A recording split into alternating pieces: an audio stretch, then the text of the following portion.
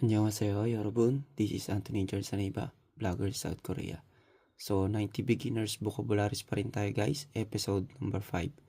So, bali, ah, 90 nasa 450 beginners vocabularies na po ang naisishare natin.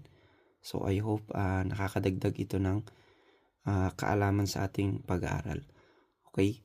So, sasabihin ng iba. So, sir, sobrang dami naman po niyan. Alin po yung mas gusto natin? Yung kakaunti na may bayad o yung madami na libre? So, yun po. So, dapat the more na mas marami yung kaalaman natin na vocabularies, the more na malaki ang chance natin na makapasa sa exam. Okay? So, yan. So, yan, number 1. Daum tal next month. Daum chu next year. Ay, daum chu